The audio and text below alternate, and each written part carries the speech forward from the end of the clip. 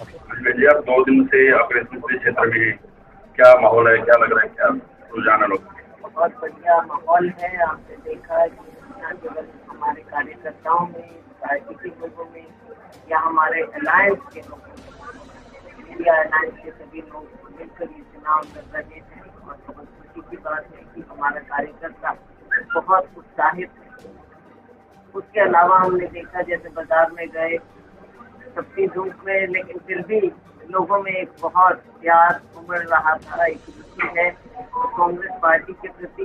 आप ये देख लीजिए कि जो गरीब आदमी अपनी जीविका सुबह से शाम तक कमाता है, रेहड़ी लगाता है, घड़ी लगाता है, वो भाग भाग कर आकर जो भी बेच रहा, किसी ने केले दिए, किसी ने फूल दिए, ये उनके मन का प्यार है जो उन्हें बाहर लेकर, और कांग्रेस पार्टी के प्रति एक उम्मीद है जो उन्हें ऐसे बाहर लेकर आता है। आज राहुल जी और खड़गे जी गरीब की आवाज उठा रहे हैं, चाहे वो छोटा दुकानदार है, चाहे रेहड़ी वाला है, चाहे मजदूर है, किसान है या छोटे दुकानदार भी है जो आज जीएसटी से त्रस्त है। जिस प्रकार से जीएसटी लागू की आज हर नागरिक त्रस्त है, उनकी लड़ाई कांग्रेस पार्टी लड़ रही है। और इस चुनाव में लोग दिखा देंगे कि भारतीय जनता पार्टी की जुमलेबाजी और झूठ की राजनीति के दिन लग चुके हैं।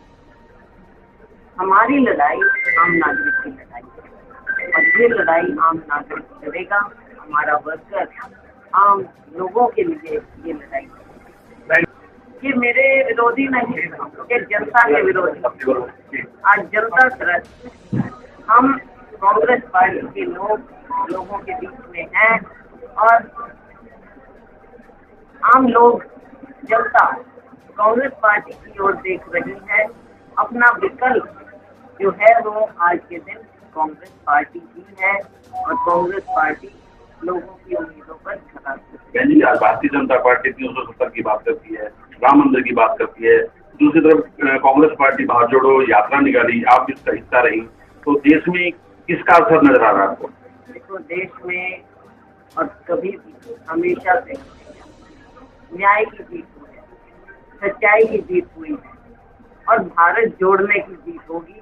भारत को विचारों से तोड़ने की हार होगी। भाजपा के नेताओं की संविधान को छेड़छाड़ की बातें सामने आ रही है, आरक्षण को खत्म करने की बातें सामने आ रही है। अब देखिए, सफाइयां देते फिर रहे हैं ना। कभी इनके लोग, आरएसएस के लोग कहते हैं कि आरक्षण खत्म किया जाए, कभी वो जाति की बात करते हैं, धर्म के नाम पर बात करते हैं, कभी उससे मुकर जाते हैं। तो ये तो यूटर्न पार्टी, यूटर्न सरकार है। लेकिन आज के दिन आप देख रहे हैं कितना बौखला गए। धर्म पर भी जाकर इनका कोई ऐसा अंत नहीं है कि अब तो इंतहा हो गई, इससे ज्यादा बातें ना करें। लेकिन अभी भी कभी मंगलसूत्र को उठा लेते हैं, कभी कुछ बात करते हैं। तो मुद्दे कहाँ हैं? क्या आपके पास कोई मुद्दा है? कोई मुद्दा है नहीं भारतीय जनता पार्टी के पास। और इस तरह की भारत को, समाज को बांटने की बात इन्होंने हमेशा की है। वरना देखो, 10 साल का मौका मिला अपने विकास की बात बताते, कोई गारंटी की बात नहीं, आगे के सपने दिखाना और घोषलापन जो इनका हमेशा चलता आया है, जुमलेबाजी चलती आई है, आज फिर उसका एक नया रूप दे रहे हैं। गारंटी की क्या बात, पहले बता दें कि पिछली गारंटियों का क्या हुआ, उनका जवाब दे दें। क्यों देश की जनता इन पर भरोसा करे? और रही बात हरियाणा की, हरियाणा में भी आपने देख लिया हरियाणा सरकार का क्या है। आखिर में जाकर वही हुआ जिस बात का अंदेशा था।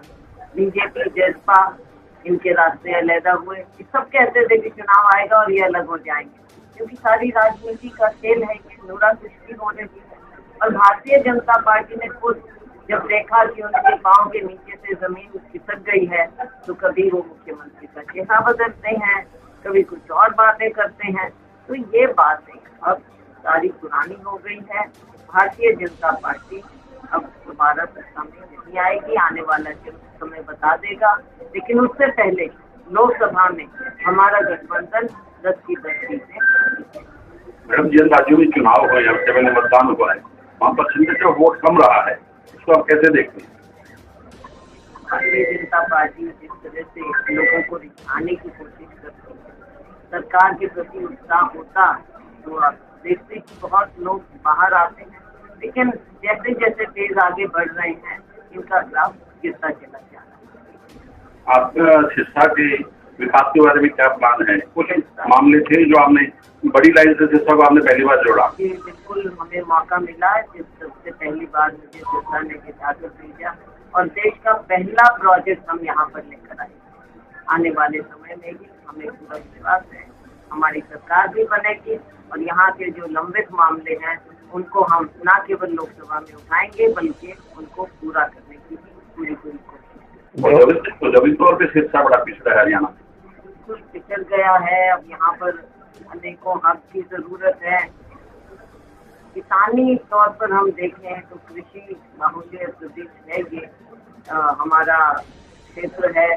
पहले की भी जो हमारी अच्छी मिलें थी वो भी खत्म हो गई, तो नए सिरे से पिछले 10 साल में इन लोगों ने कोई कोशिश नहीं की है कि सिरसा का विकास आने वाले समय में हम इन सब बातों की गौर करें। बेरोजगारी और महंगाई के नाल नशे का बहुत बड़ा मुद्दा है। बेरोजगारी और महंगाई सबसे बड़ा मुद्दा है आज के दिन, लेकिन इस मुद्दे की ओर सरकार का ना तो कोई ध्यान है और बल्कि इन मुद्दों से ध्यान भटकाने के लिए ये कभी धर्म को बीच में ले आते हैं, कभी मंगलसूत्र को ले आते हैं, कभी भगवान जी को ले आते हैं। ये बातें नहीं चलेंगी। देश का युवा रोजगार मांगता है, हमारी महिलाएं मान सम्मान मांगती हैं, महंगाई से निजात मांगती हैं।